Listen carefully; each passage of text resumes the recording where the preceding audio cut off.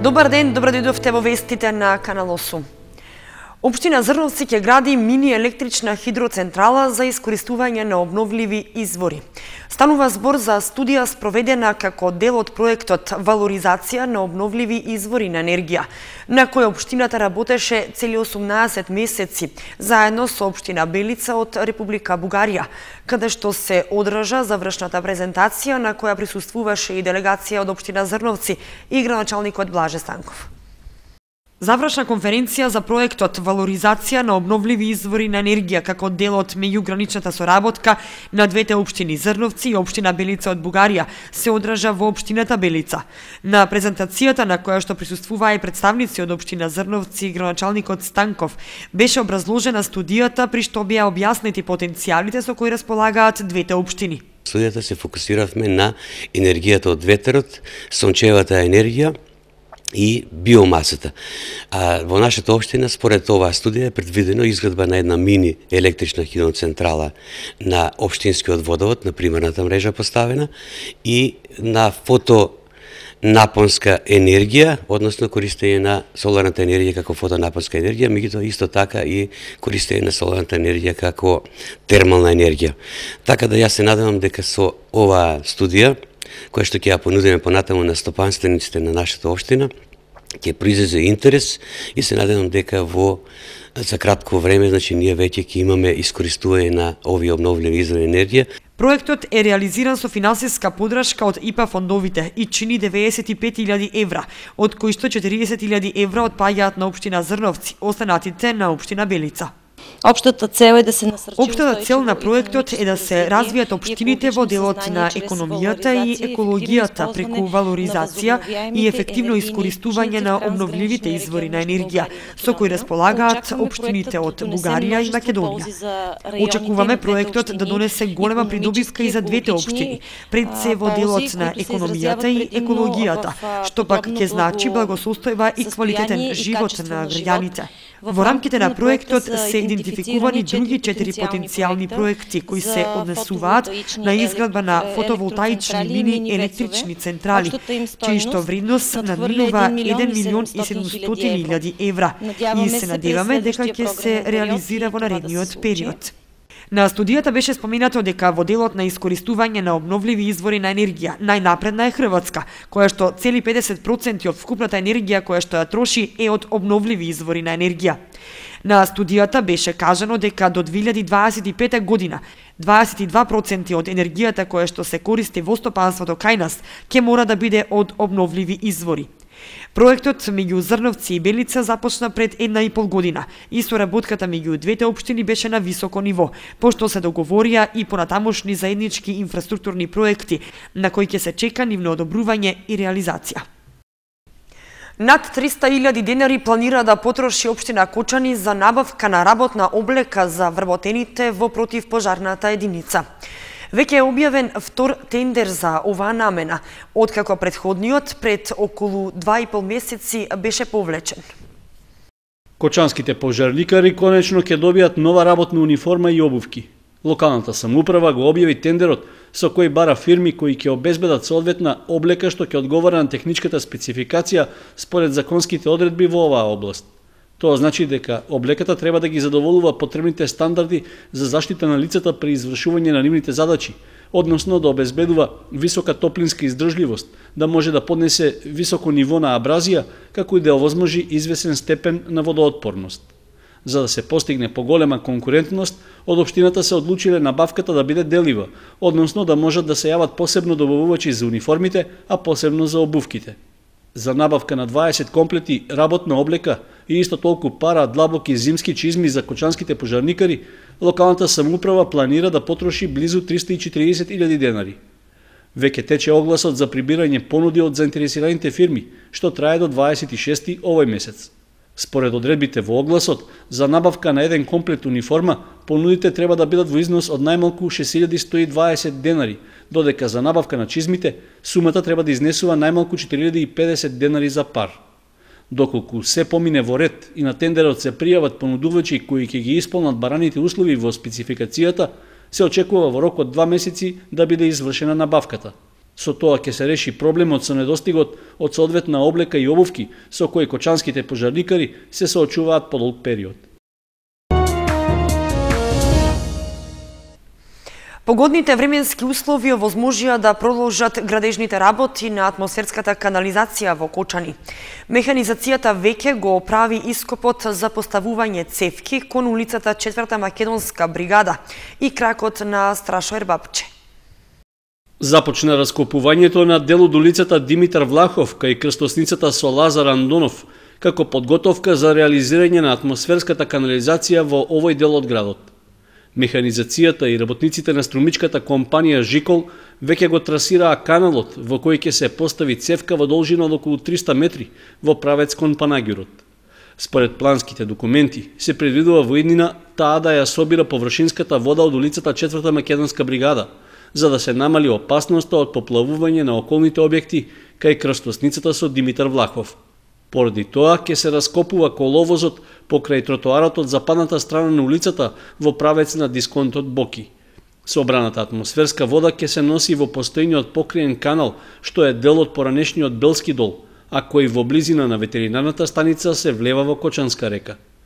Според одговорните од секторот за урбанизам, во оваа фаза на поставувањето атмосферска канализација во југозападниот дел од градот ќе се продолжи и во наредните 2 месеци, доколку тоа го овозможат временските услови. По завршувањето на работите на улицата 4 Македонска бригада, ќе се раскопува кракот од Страшо Ербапче во должина од околу 250 метри во правец кон Стришанска чешма. Со тоа, по целата оваа улица ќе се собира површинската вода, што досега создаваше големи проблеми токму кај крстосувањето со Димитар Влахов. Градежните работи ќе создадат потешкоти во одвивањето на сообраќајот, поради тоа што се работи за влез на градот, па од локалната самоуправа апелираат до возачите за трпеливост и внимателно возење. Сепак, нејасно е зошто копањето на коловозот се прави само неколку месеци по поставувањето нов асфалтен слој на оваа улица. Оправдувањето дека асфалтирањето било планирано пред атмосферската канализација овде не важи, затоа што веројатно можеше да се почека со реконструкцијата на коловозот, барем на оваа делница. Спојот помеѓу улицата Павлина Велјанова и Штипски пат останува црна сообраќајна точка. Помошната вертикална сигнализација беше уништена пред подолго време, а иако е од голема корист за возачите, се уште не е поставена нова. Одреден период за среќа не се случил поголем инцидент, но сврзната точка помеѓу улицата Павлина Велјанова и Штипски пат и понатаму е црна сообраќајна точка. Ова е еден од најпроблематичните линкови со оглед на тоа што возилата кои се движат по Штипски пат и имаат првенство на минување, се движат со голема брзина затоа што незиното ограничување започнува да важи нешто потаму, откако формално почнува влезот во градот. И возилата кои се движат во спротивен правец од Кочани кон Штип, исто така токму од оваа точка ја зголемуваат брзината на движење по магистралата. Токму со намера да се овозможи поголема безбедност за возачите кои доаѓаат од улицата Павлина Велјанова, на оваа локација пред повеќе години беше поставено сферично огледало. Но тоа пред околу 2 години беше скршено, а надлежните се уште не нашле за сходно да постават ново, иако неговата цена на пазарот се движи околу 200 евра. Ново инструмент не е неопходен, така што сообраќајот во вакви услови тече редовно, но она на што реагираат возачите не е само лошата прегледност, туку неможноста секогаш да се предвиди реакцијата на возачите кои се движат по Штипски пат, бидејќи е различна брзината на движење за да можат тие да го планираат свртувањето. Потребата секогаш да се стигне на време не им дозволува на возачите што доаѓаат од Павлина Велјанова секогаш да бидат докрај предпазливи и да го сочекаат и последното возило пред да се приклучат. Последните години на оваа точка се случија голем број сообраќајни несреќи и незгоди. Поголемиот број завршија само со материјална штета, но имаше и такви каде што во билансот влегоа жртви и повредени лица.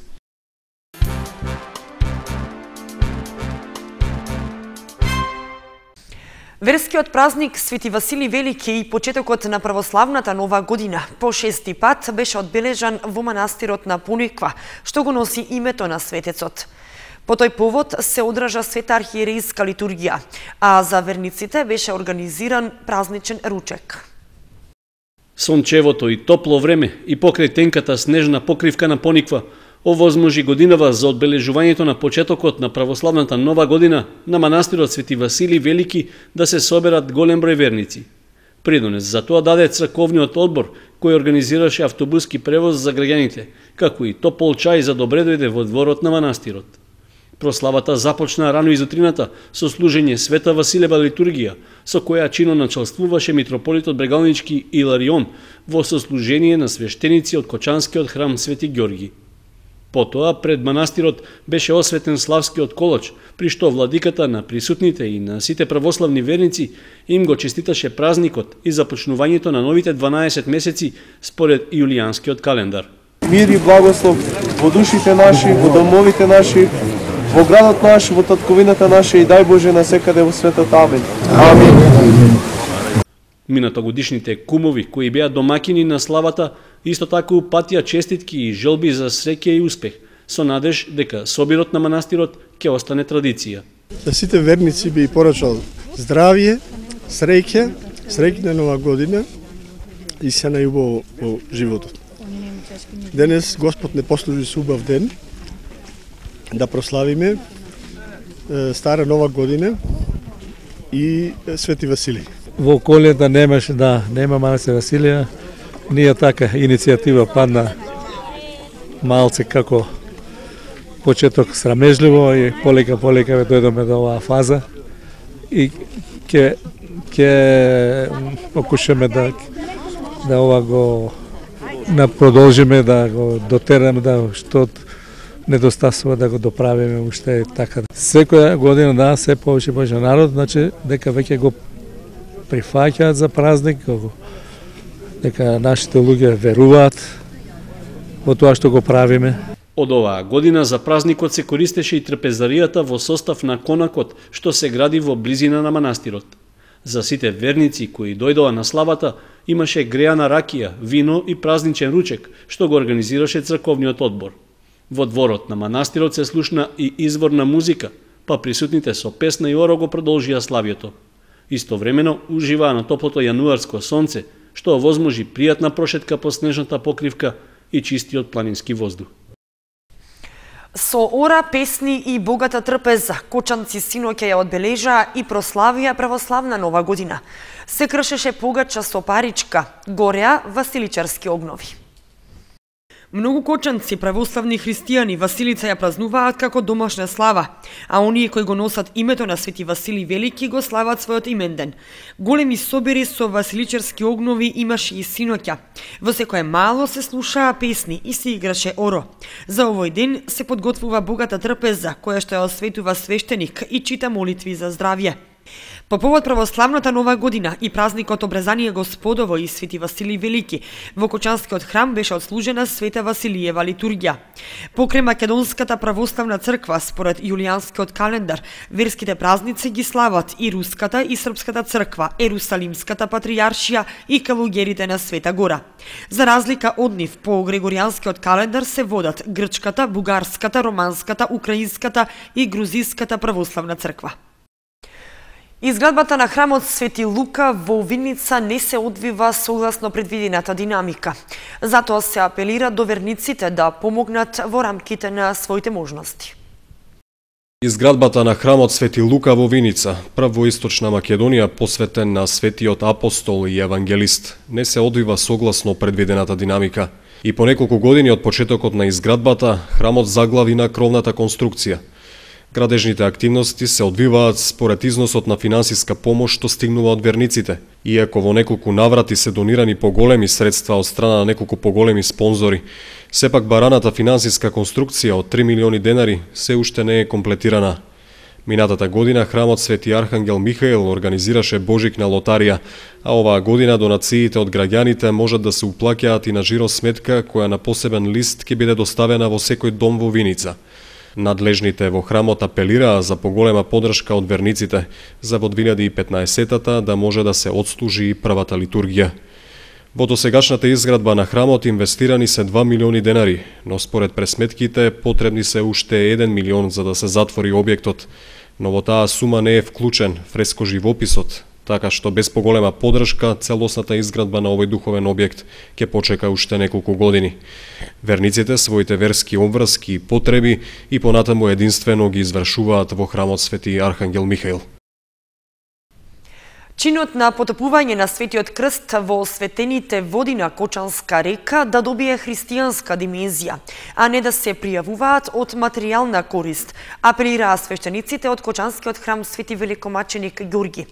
Пријавувањето започнува в петок, а условите се кандидатите да бидат крстени и да ја знаат молитвата Оче наш.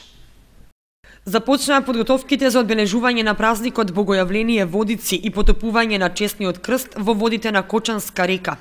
Во храмот Свети Великомаченик Ѓорги, како и секоја година, ќе се читаат царските часови. На водокрст е пост и ќе се служи света божествена литургија, а на самиот празник Водици ќе се служи света литургија. По литургијата со свечена литија од храмот ќе се оди до местото каде што ќе се потопува Светиот крст во водите на Кочанска река. Пријавувањето започнува в петок, а може да учествуваат сите полнолетни лица кои се крстени и треба да ја знаат на памет молитвата Оче наш, услов што се воведе ланската година. Доколку не ја знаат таа најглавна и како да кажеме, суштинска молитва, навистина не може да се наречат православни, бидејќи сепак православието учи дека центар на православниот живот е причеста, молитвата, покајанието, исповедта, додека таквите традиции се второстепени, не дека не се потребни, но се второстепени. Па така апелираме, односно тоа е како услов, сите они што ќе сакаат да се пријават, да скокаат во водите на Кочанската река, да знаат и молитвата Оче наш. Значи кога ќе тоа да се пријават, со себе да ги понесат своите крстелни свидетелства и личните карти. Традиционално, на самиот светчин на потопување на крстот во водите присуствуваше неговото високо преосвештенство митрополитот Брегалнички господин Иларион. Се очекува и оваа година тој да чиноначалствува со овој чин, но засега немаме добиено потврдна информација. Од Кочанскиот храм апелираат чинот на потопување на Светиот крст да се свати сериозно, за да добие христијанска димензија, како и да се пристапи молитвено, а не да биде во духот на спортот или момчињата да се пријавуваат од материјални причини. Оној пак што ќе го фати крстот, со него да се однесува достоинствено, додава Арсовски, кој упати апел и до сите верници да присуствуваат и на божествената литургија, што ќе се отслужи непосредно пред чинот на потопување. Музеот Теракота годинава ќе реализира 10 крупни проекти. Во план е да биде објавен и каталог на 2 јазика. Музеот Теракота од Виница годинава ќе реализира 10 проекти од археологијата и презентација на културното богатство од Виничкиот крај преку работилници и изложби. Годинава активностите ќе започнат со реализирање на традиционалната музејска ноќ. Ке се реализира детската керамичка работилница со вклучување ученици од Виничките основни училишта и дневниот центар на лица со посебни потреби, а ке се изготви и каталог во двојазично издание за постојаната поставка на Музеот Теракота. Годинава се планирани средства за продолжување на истражувањата на археолошкиот локалитет Коколов Рид кај Виница, на кој континуирано се работи веќе неколку години. Годинава треба да се решат и просторните проблеми за кои стана збори на последната седница на Советот. Еден апел и до Советот и до општината да се реши што поскоро, проширувањето на музеот, за да не мора да се користи, да не речам, да не ме сватите сериозно, многу милито да се злоупотребува салата за венчавки.